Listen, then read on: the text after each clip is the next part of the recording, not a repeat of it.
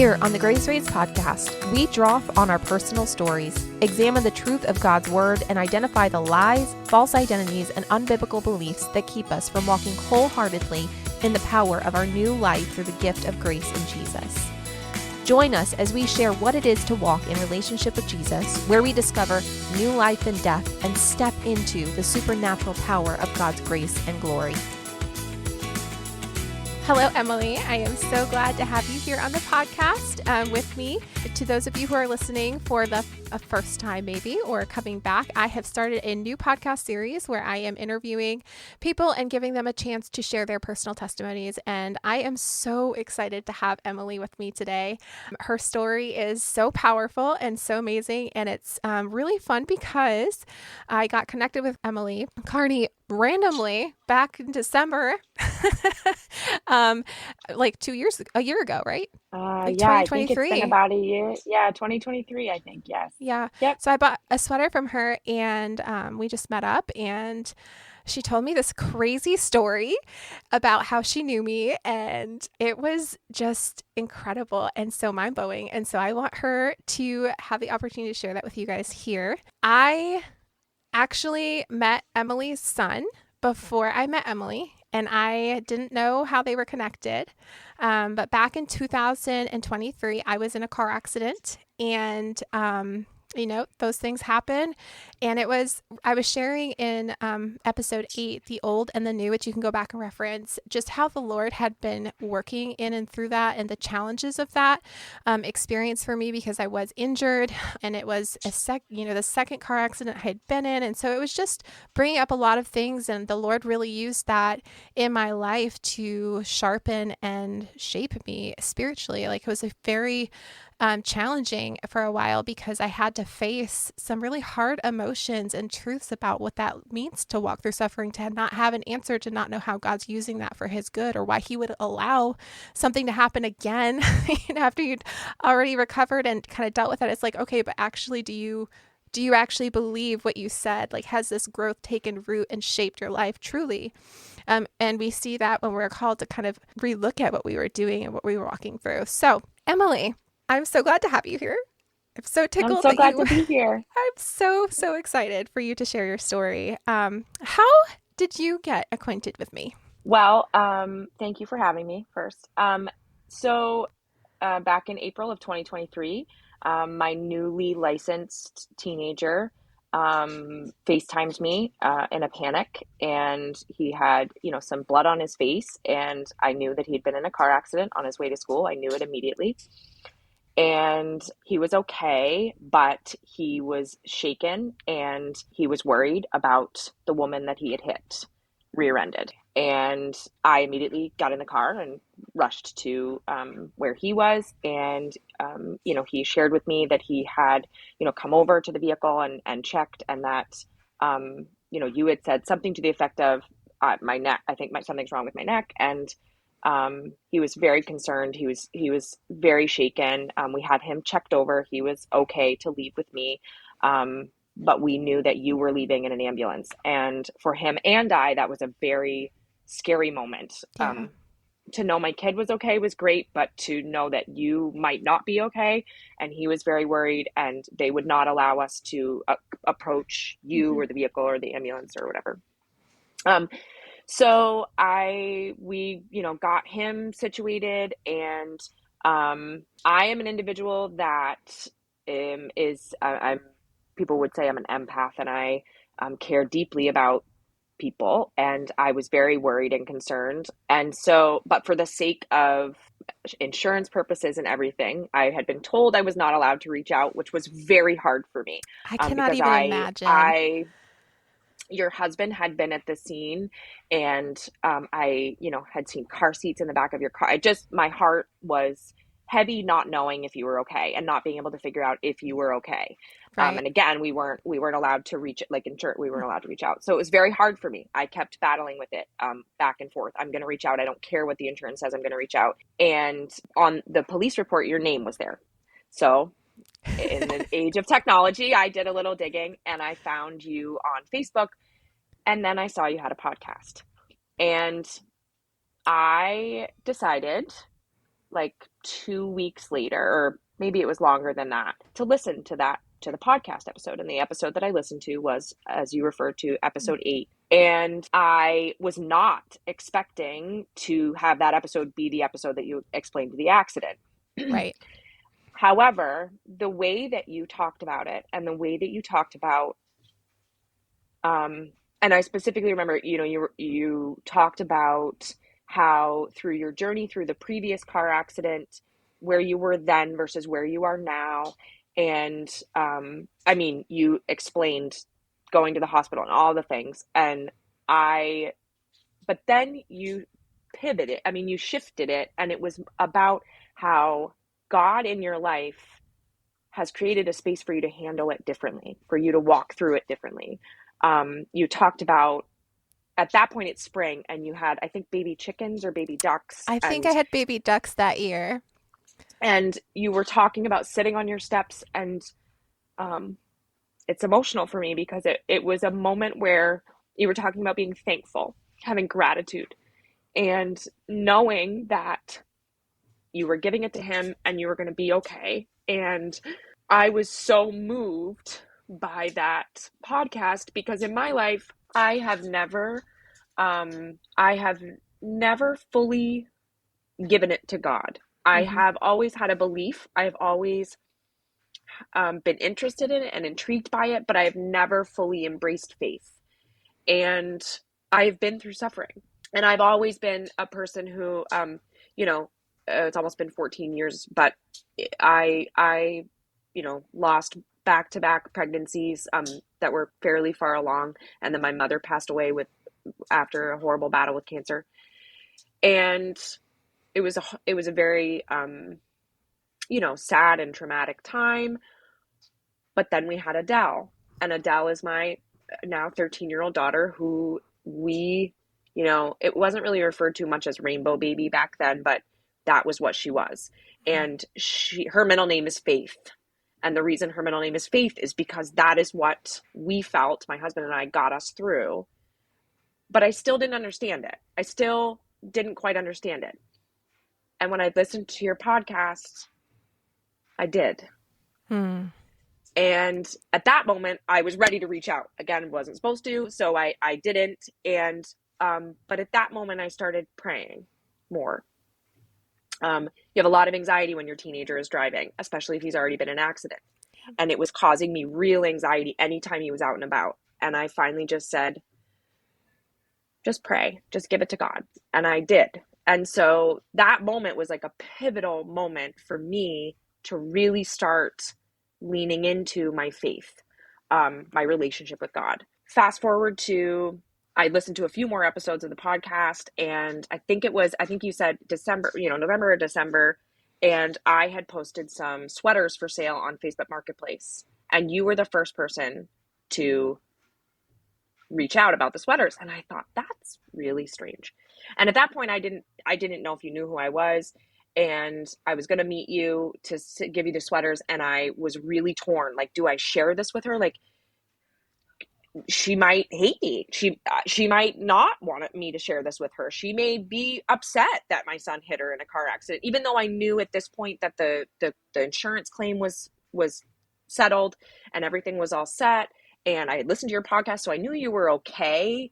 But the second I saw you, it was, I couldn't even stop it. I said, I have to tell you how I know you and what knowing you and what this instance has done for me. And then that was that. And I told you, and your reaction and response just proved more to me that I wasn't just making any of this up, that I wasn't, just using something false as a coping mechanism, that it was Right. actually real, that it was actually meant to be, that it was something that he himself had put in my life. Mm-hmm. And our first conversation, and then that was kind of it. We've subsequently had multiple conversations. I have, I purchased my own Bible, my own first Bible for the first time, and I took a while to pick it out because I wanted it to be something that I really love, and I do, and I really love it.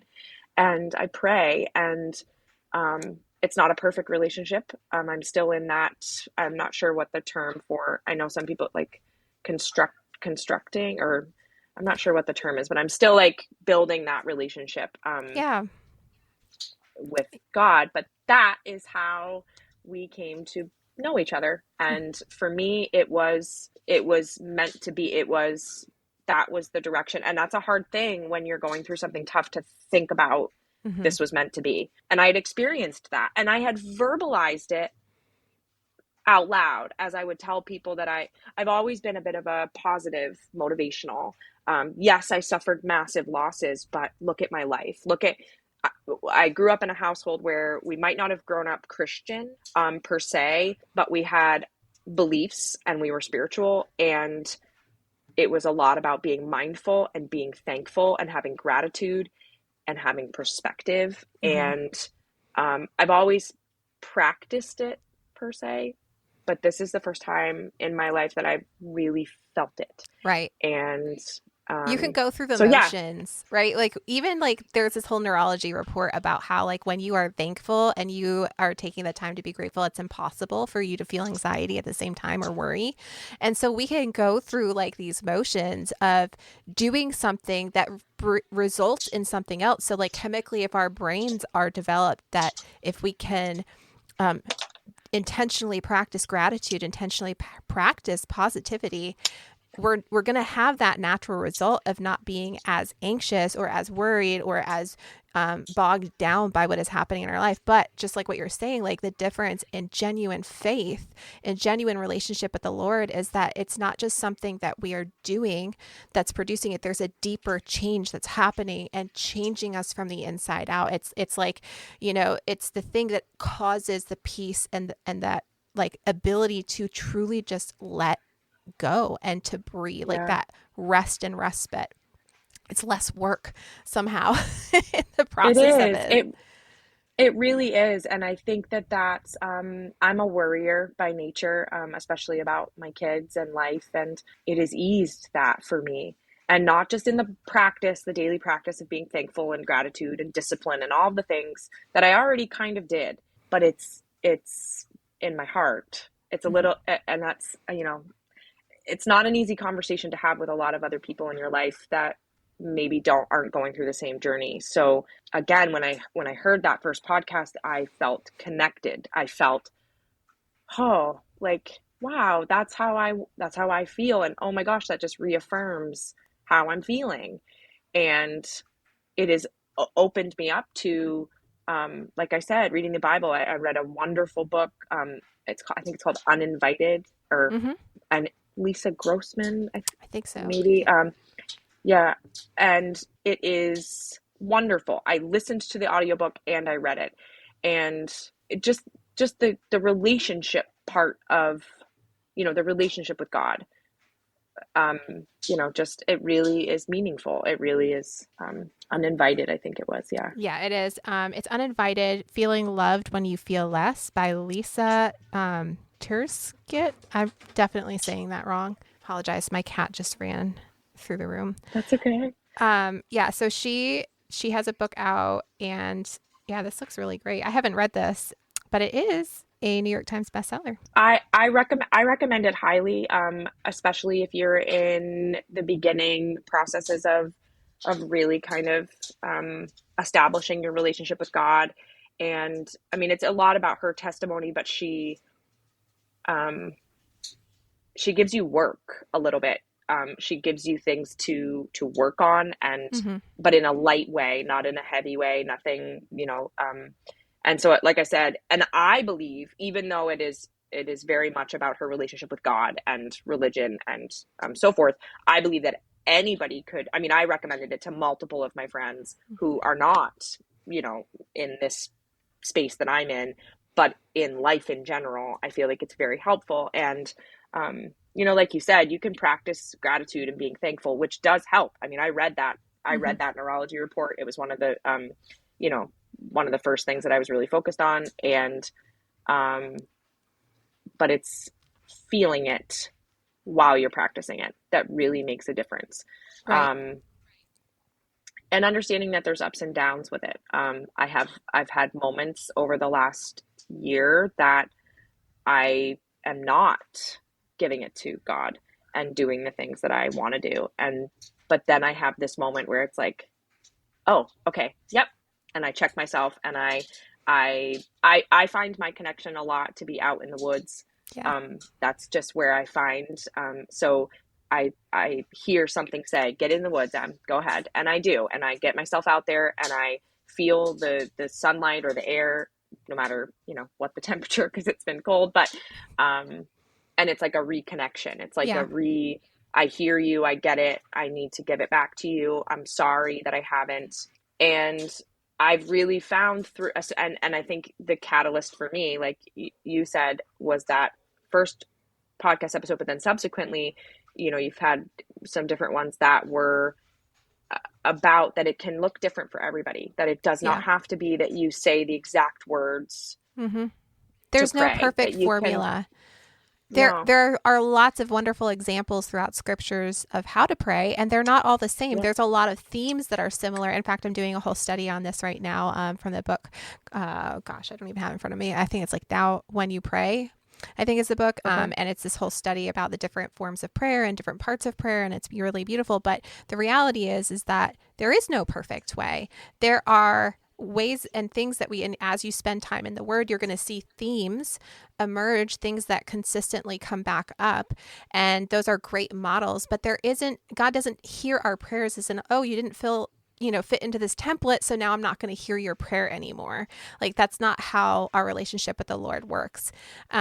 He's given very specific directives over certain things. Like he tells us, the 2 commandments that he gives us after he comes is to love God with your whole heart and then to love others with your whole heart. And those are specific directives, but there are a lot of other things throughout scripture and in our relationships with the Lord where we are given tools and resources and examples, but we're not given specific like directions on this is exactly how you have to do it. This is exactly what your spiritual discipline should look like. This is exactly what your life should look like on any given day. And I was just like, it's so encouraging even just to hear, you talking about how like you're in this in life, we have these seasons where we forget and we stop practicing the things and doing the things that we should be doing and that we want to do. And that is all of us. It doesn't matter how spiritually mature you are. It is learning to recognize when we're stepping out of line with that actually shows that we are growing in spiritual maturity and that we are allowing the Holy Spirit to lead in our lives and to put us in check. And so the fact yeah, that you can hear that and recognize that and be like, oh, okay, like I need to go. I need to go do the thing that yeah. allows me to remember what I'm supposed to do before you, which is to give you my life and to let you lead it. Yeah, you shared so many wonderful things. I did want to just backtrack to, I know you talked a little bit about how your upbringing was. You were kind of exposed to faith and things. Is it different now, just beyond like the prayer and just feeling him, but like how do you feel like the Lord has led not just you but your whole family kind of through that season where you had this really scary experience that was out of your control, and how God led that? Well, I had a wonderful foundation of a family life. I had parents that, again, there was no specific, we're going to go to church or read the Bible or so forth, but there was a spirituality and learning about mindfulness and perspective, and also God. I mean, God was present. And it's interesting because my dad, my dad was a bit of a hippie, but he was a bit older, and so there's a part of my dad that leaned very much into the Dalai Lama and Thich Nhat Hanh and some Buddhist principles, but it was more about the like mindfulness and meditating and that kind of thing. And it was a great foundation. And my mom was, for lack of a better word, who I choose to live like and want to live like more every day. She saw the best in everyone. She had a kindness that rose above any kindness that I know. She was a nurturer, and she just connected with people on a level that was spiritual. And that sounds, well, it isn't, it doesn't sound silly to me. I know that to some it sounds silly, but that foundation and then transforming it into, or not transforming it, but it coming into a faith of, I've always been connected to God.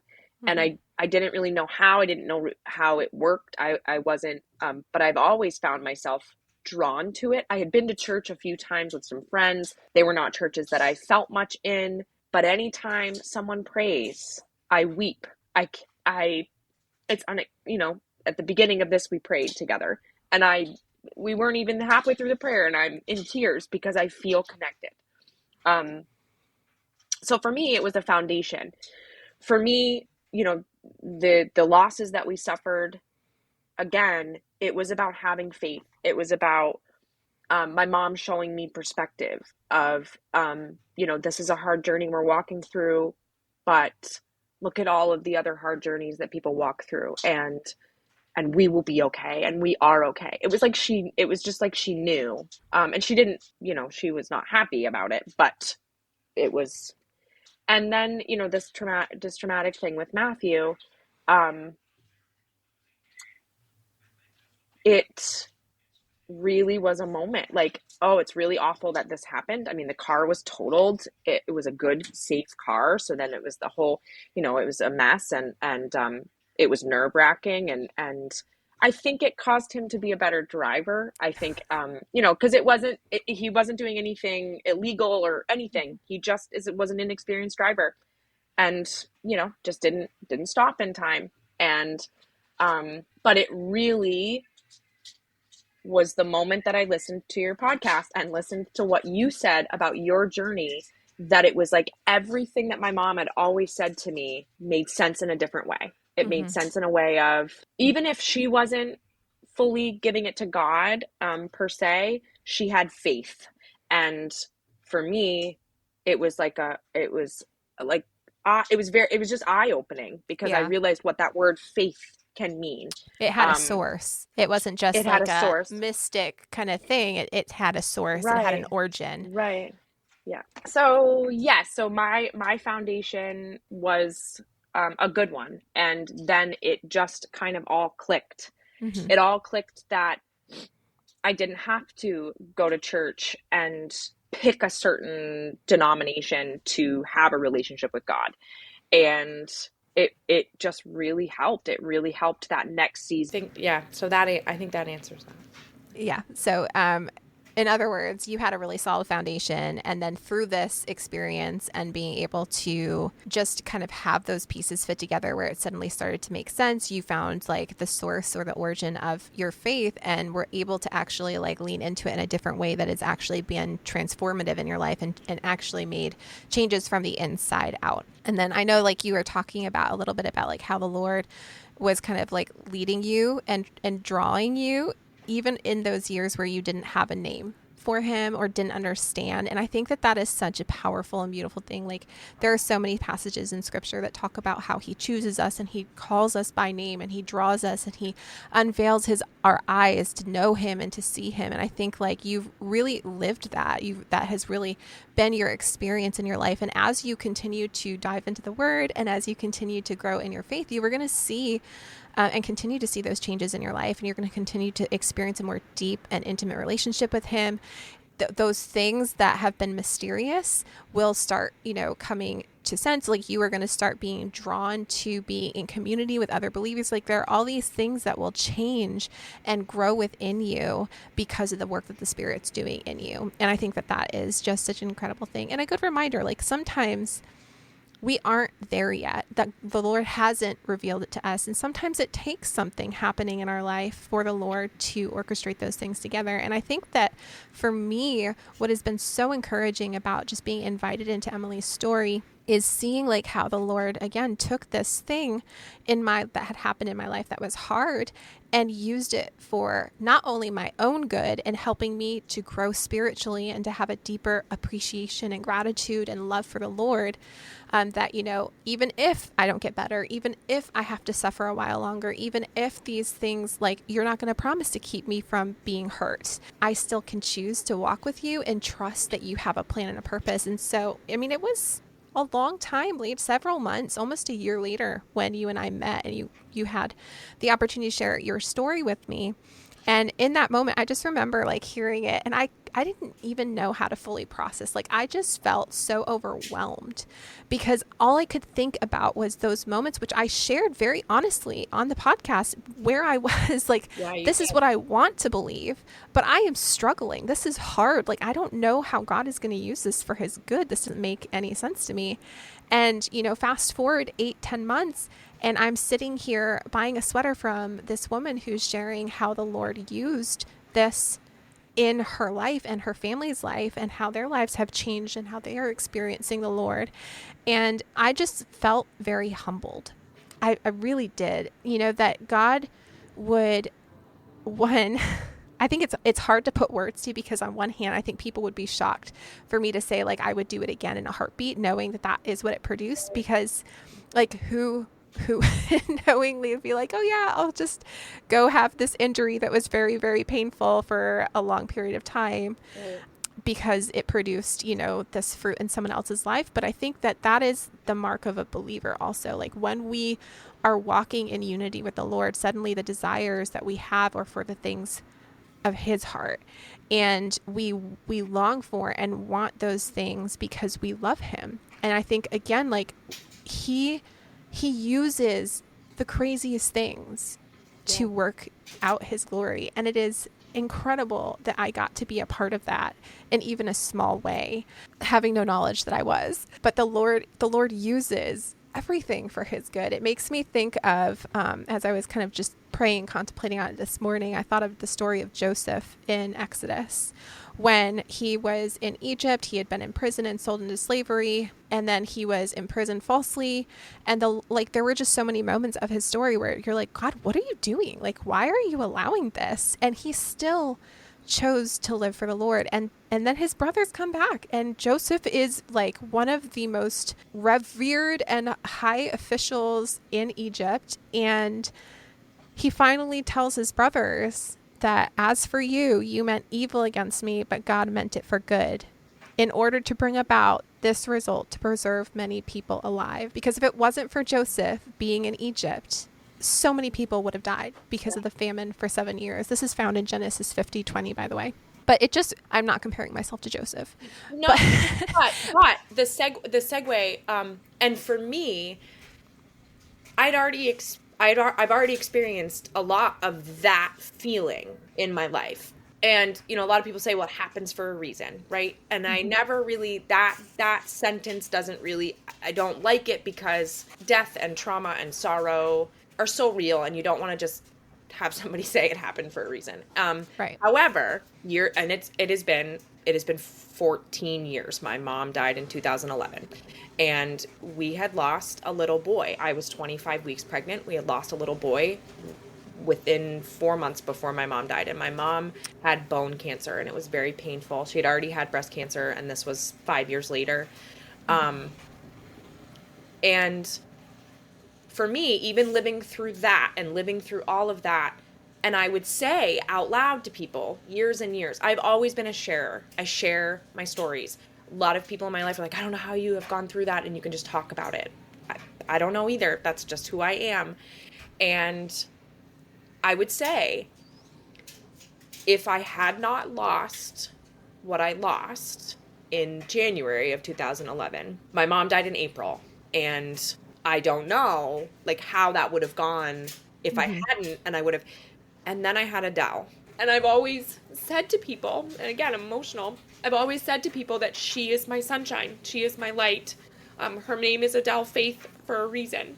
And I would have never had her. And what she has brought to me, like you said, I didn't understand. I knew what I Yeah. felt, but I didn't get it. And then it was, why is something telling me that I need to reach out to this woman, that I need to, I wanted to reach out to know how you were doing, but like, what is driving me to really, I couldn't stop thinking about it. It was very, and I didn't want to put that too much on Matthew, because, he was 17 at the time. Yeah. I need to put and then I listened to your podcast, and it was like, that's why. That's why. Because you really, you talk about the idea of, and I don't know what the, like you said, putting the words to it, struggling. You can be struggling and also have faith and Yeah. also know that you're okay Yeah. and walk through that journey a little differently.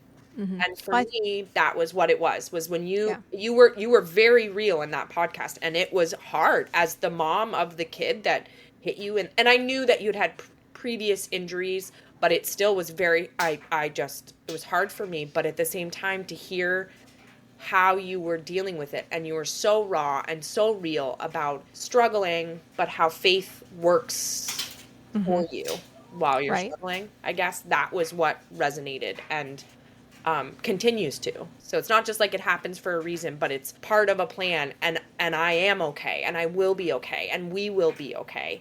And so Yeah, I think a lot of it stems from what we define as okay, what we define as being like good, because I mean, God uses and can redeem even death. So if he can redeem and use our suffering and death, then really what is there in life that would make us not okay? If God has a sovereign plan, if God is orchestrating our lives and if there is nothing that is outside of his reach or knowledge or understanding, we don't have to plead our case because he already knows everything that we have been through, everything that we will go through, everything that we are thinking. He knows all of our traumas, all of our triggers. He knows every single thing about us, and he is orchestrating our lives. Now, whether we choose to respond to that faith, whether we choose to respond to his leading is our choice. yeah. But for his believers, for his people, for those of us who are responding, he has a hand over our lives. And like in your case, he knew from the day that you were born that you were going to live for him. It may not be until you were, later in your years, but he knew, and he orchestrated things and had a timing and a place and a purpose in every part of it. And he's going to continue that, through the rest of your life. And it's the same thing for me, like, and to the point of, our suffering, like he promises in Romans that God works all things together for our good, for his purpose. So he has a purpose, and he has, if we can trust him with that purpose, and we're willing to be used for that purpose, and we're willing to be vessels poured out for him. And I think that I just keep coming back to this idea, if we really truly understand and believe in his sovereignness, that then we know we're okay. Yeah. Because we know that we are serving a good and loving God who knows us fully. Yeah, definitely. And I think it's really helped in our day-to-day life, but in big things. And it became something my husband and I leaned into together too. And we, have subsequently tried to some church services. I had been invited. This is another strange, not strange, but God working. Matthew is off to college, and he has met a girl. And through the course of meeting her, I met her mother. And her mother, kind of born and raised Catholic, but is now just kind of diving into really, her relationship with God. And she invited me to a Bible study, and it was a Zoom Bible study. And I joined it on a Thursday evening because I felt God telling me to. It was all women over the age, besides myself and Liliana's mom and maybe one other woman, it was all women over the age of 55, 60. And everything that they shared, everything that we talked about in this hour-long Zoom Bible study, it was as if I had been in a therapy. I mean, it was so therapeutic for me. And really connecting me, everything that we've talked about today, everything that you and I have talked about God and how he works, and it was wonderful. And so as I've continued down this road, again, there are moments where I'm failing and I'm not giving it to God, but then it comes right back. And I do it again. And, I started a daily practice. I've failed over the last few weeks at my daily practice. I'll, be honest. And like you said, life and everything, but I had a daily practice where the 15 minutes between the time my husband leaves in the morning and the time I start work, I sit with my Bible, and I have like another prayer journal, and I open up the prayer journal and I read the passage of the day, and then I find it in the Bible and I read everything kind of around it. That's amazing. I don't know the Bible the way I should. I'm learning. I listen to many different podcasts now. It's kind of the only podcasts that I listen to are podcasts about relationship with God. But then I write about it, and I write about what it means to me, what that passage means to me, what that verse means to me. And that's been a wonderful practice. I need to get back into it. But I also know that that's okay, that he's not gone because he's not mad at you. He's not mad at me. And I felt that we are currently in the midst of a bit of a stressful, hard season. We have trying to buy a house. And this again, to most people sounds very cheesy and coincidental, but for our family, it really doesn't. And my husband had looked at me one day in the afternoon and had said, I'm just going to look on Zillow and the perfect house is going to be there. And he was being silly. We are now have an offer in on the house because we walked around and every corner was like, there was something gnawing at us, telling us that this is the house that we need to buy. This is the house we need to be in. Oh, congratulations. Thank you. But it's been both of us reminding each other. There's a lot of stress that goes into buying a house and a lot of anxiousness and a lot of worries. But we've found a way that we can say to each other, he's got us. God's got us. We're gonna let God lead us, because that is currently what we're doing. It is the first house and the only house that we have walked in and walked through, and we immediately put an offer on it. And, so, going back to knowing what's okay and knowing you're okay and what that definition is. And I think that is something that I already had a foundation of, and you're right. Maybe he's known from the beginning that I would know him. And I'm just learning that as a 38-year-old mom. He knew that all along, and he's been there all along. And there's been all these things that I've said to my husband, wow, like I've really wanted to be in tune with God for a long time, but I just didn't understand it. So yeah, and he brought that to you at the right time. Yeah. And so now you're in a season where you're gonna just get to grow and experience that, and it's so exciting and so fun to watch. And he'll continue to bring the right people, he'll continue to bring the right resources. But I do want to just say to, like, as a mom myself, I can't even imagine what it would have been like to be in your shoes, and even what Matthew has been through. Like, I don't want to gloss over that either. As a young kid who's learning to drive, like, I do fully understand how traumatic that must have been for him.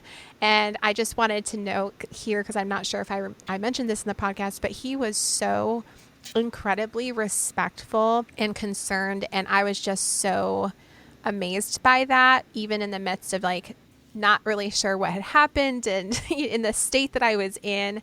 So you've got a great kid, and I am just so incredibly happy that the Lord used all of this for his good, even though it was hard for each of us in our own ways. And I just thank him that he knows better than we do, because I don't know that I could have intentionally allow hard things to happen to my kids. We know that it works together for good, but he is so loving and so good that he does allow those hard things so that we can truly be alive, so that we can truly experience him in all of his fullness. So, Emily, thank you so much for coming on and for meeting with me. I was just so blessed to have you on here. You've been listening to the Grace Raised podcast. Thank you for taking the time to be a part of this conversation. As a crowd-funded project, we rely on your reviews, subscriptions, and help to share this ministry with others. If you were blessed by this episode, please consider subscribing to the show or leave us a review wherever you listen. If you would like to share your story, you can submit a request at our website at thegraceraisedpodcast.com/contact us, or send us an email at thegraceraisedpodcast@gmail.com. If you would like to donate or help support the ministry, you can click the donate link in the show notes or go to graceraisedpodcast.com/donate. As always, we are so thankful that you are here and pray that the Lord will continue the good work he has begun in you.